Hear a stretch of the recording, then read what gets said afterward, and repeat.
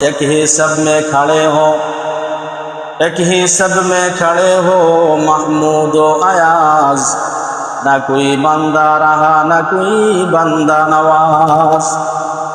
एक कतारे सबाई शामिल, एक कतारे सबाई शामिल, राजाओ शामिल, प्रजाओ शामिल, চেয়ারম্যান সাহেব, মেম্বার সাহেব, ভ্যান চালক, গরিব ফকির মিসকিন সবাই এক কাতারে শামিল। বিভিন্ন জায়গায় বিভিন্ন রকমের মতভেদ থাকতে পারে, বিভিন্ন জায়গায় বিভিন্ন রকমের মতনৈক্য থাকতে পারে, কিন্তু মসজিদের কাতারের ভিতরে কোনো ধরনের মতনৈক্য নাই। গরিব মিসকিন, গরিবের পাশে দেখো ধনী দাঁড়ায় আছে, ধনীর কাছে দেখো গরিব দাঁড়ায় আছে, এমপি সাহেবের পাশে দেখো ভ্যান চালক দাঁড়ায় আছে। এরকম ভাবে প্রত্যেকেই আল্লাহ রাব্বুল আলামিনের সামনে দাঁড়ায় আছে। এখানে কোনো কারণ নেতৃত্ব আর কর্তৃত্ব চলে না। কি ঠিক তো নাকি দাদা? আবু হানিফা রাহমাতুল্লাহ আলাইহি বললেন যে মসজিদের ভিতরে চলে যাও। এই মসজিদ কিন্তু সাধারণ দুনিয়ার মতো জায়গা না। সাহাবায়ে কেরাম রিদওয়ানুল্লাহি আলাইহিম আজমাইন যখন মুসিবতে পড়তেন সাথে সাথে মসজিদের ভিতরে চলে আসতেন। নিরাপদের ঘর আল্লাহ রাব্বুল আলামিন সেই নিরাপদের জায়গার ভিতরে, নিরাপদ জায়গার ভিতরে আমাদেরকে ঢোকায় ফেলেছেন। নিশ্চয় আল্লাহ তাআলা আমাদেরকে মহব্বত করেছেন, নিশ্চয় আমাদেরকে মহব্বত করেছেন। আমি হয়তো মনে করতেছি আমার মতো নগণ্য বান্দা, আমার সাথে আল্লাহর সাথে কি সম্পর্ক আছে? আমার সাথে আল্লাহর সাথে তেমন কোনো সম্পর্ক তো নাই। আমাকে কিভাবে মহব্বত করে মসজিদের ভিতরে ঢোকালো? আল্লাহ তাআলা যদি আমাকে আপনাকে মহব্বত না করতেন তাহলে 8 টাইমে অনেকে আসতে পারে নাই, অনেকে আসবেও না, অনেকে দেরিতে আসবে। আল্লাহ তাআলা আমাদেরকে আসার তৌফিক দান করেছেন।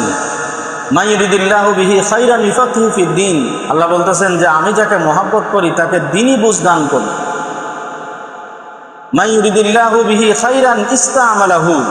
আমি যাকে মহব্বত করি তাকে দ্বীনের কাজ করাইনি তার দ্বারা। মহব্বত করেছেন, ভালোবেসেছেন আমাদেরকে। আল্লাহু আকবার। নিজেকে সবসময় মনে করব ছোট, যে নিজেকে ছোট মনে করে সেই বড় হয়। বড় যদি হতে চাও ছোট হও তবে। এজন্য নিজেকে ছোট মনে করা, যে আমি গুনাহগার বান্দা, আল্লাহ তাআলা আমাকে কি বা ভালোবেসেছেন, কি বা ভালোবাসবেন, নেক আমল তো আমি করতে পারি না। আল্লাহ রাব্বুল আলামিন সন্তুষ্ট হন ছোট ছোট কাজে, ছোট ছোট কাজের ভিতরে সন্তুষ্ট হন। আল্লাহ তাআলা আমাদের দান করুন। আমরা দুর্বল মানুষ, খুলিকাল ইনসানু দাঈফা। আল্লাহ তাআলা মানুষকে সৃষ্টি করেছেন দুর্বল করে। সেই দুর্বল জাতি হলাম আমরা। আল্লাহ তাআলা কোরআনকে নাজিল করতে চেয়েছিলেন পাহাড়ের উপরে। আল্লাহ তাআলা কোরআন নাজিল করতে চাইছিলেন পাহাড়ের উপরে। পাহাড় অস্বীকার করলো যে এত বড় ভারী জিনিস আমি বহন করতে পারবো না। সেই জিনিসটা গ্রহণ করলো। ওয়া হামালাহাল ইনসান। মানুষ সেটা বহন করলো। এই কোরআন এত দামি জিনিস, এই দামি জিনিসটা বহন করলো কারা? মানুষেরা। আমরাই সেই মানুষ। আল্লাহ রাব্বুল আলামিন মিসকি হাসি দিয়ে বলতেছেন, ইন্নাহু কানা যালুমান জাহুলা। এ মূর্খের দল, মূর্খের দলেরা। আমরা যেমন ছোট মানুষ যখন বড় ধরনের কোনো বায়না করে তখন কিন্তু আমরা তাকে বোকা বলি।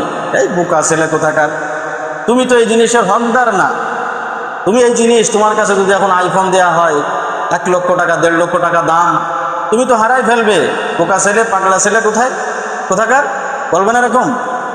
আল্লাহ তাআলা এই দামি জিনিস, এই কোরআনকে আমাদের কাছে দিয়েছেন এবং বলতেছেন কি, ইন্নাহু কানা যালুমান জাহুলা। এই পাগলা, তোমরা মূর্খ কোথাকার। এই কোরআন গ্রহণ করার কারণে আমরা দামি হয়েছি। এই কোরআন যার ভিতরে আছে সেই দামি। কোরআন যার ভিতরে নাই তার কোনো মূল্য নাই। কোরআন শুধু রাখলেই হবে না। কোরআন একটা কিনে সারাদিন বুকের সাথে জড়ায় রাখলাম, পড়লাম না, কোরআনের ভিতরে কি বলল সেটার উপরে আমল করলাম না, শুধু কিনে ঘরে রাখলাম, কোরআন যখন মেয়ে বিবাহ হয়ে যায় তখন কোরআন মসজিদে দিয়ে যায় যে হুজুর আমার মেয়ে বিয়ে হয়ে গেছে, কোরআনটা মসজিদে রাখেন। এ কোরআন তো ঘরে রাখার জিনিস না, কোরআন পড়ার জিনিস। এক কাঠুরিয়া কোরআন পড়তে পারে না, কিন্তু উলামা ইকরামের কাছ থেকে শিখেছে, জেনেছে যে এই কোরআনের বড় মর্যাদা, এই কোরআনের বড় সম্মান। এই আল কোরআন হুজ্জাতুল লাকা আও আলাইকা, এই কোরআন তোমার পক্ষে যাবে কিয়ামতের দিন, কবরে, হাসরে, মিজানে, আর না হয় কোরআন তোমার বিপক্ষে যাবে। প্রত্যেকটা জিনিসের পক্ষ আর বিপক্ষ আছে, কিন্তু আছে না? কিছু কিছু মানুষ সমাজে দেখা যায়, নেতারা মানুষের পক্ষ গ্রহণ করে আবার বিপক্ষ গ্রহণ করে, পক্ষে যায় এবং অপর পক্ষে যায়। আল কোরআন হুজ্জাতুল লাকা আও আলাইকা, কোরআন তোমার পক্ষে যাবে না হয় বিপক্ষে যাবে। কবরের ভিতরে যখন আমাকে আপনাকে শোয়ানো হবে, কবরের বৈশিষ্ট্য হলো, কবর হলো অন্ধকার ঘর, কবর হলো সাপ বিচ্ছুর ঘর। কবর প্রত্যেক দিন ডাকতে থাকে যে তুমি, আমি অন্ধকার ঘর, আমি অন্ধকার ঘর, তুমি আলো নিয়ে আসো। আমি পোকামাকড়ের ঘর, তুমি সেই পোকামাকড় থেকে বাঁচার জন্য আমল গ্রহণ করো।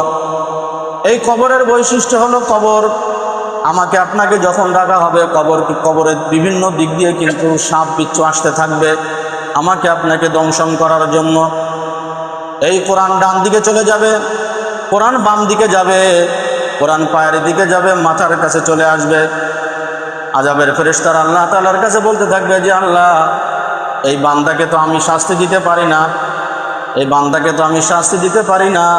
তখন আমার আপনার পক্ষে কোরআন কথা বলবে। ফেরেশতারা তাদের কাছে জিজ্ঞাসা করবে, মান রব্বুকা ওয়া মা দীনুকা ওয়া মান নাবিয়ুকা, তোমার রবকে, তোমার দিন কি, তোমার নবীকে। কোরআন আমার আপনার পক্ষে কথা বলবে, কোরআন জবাব দিয়ে দেবে।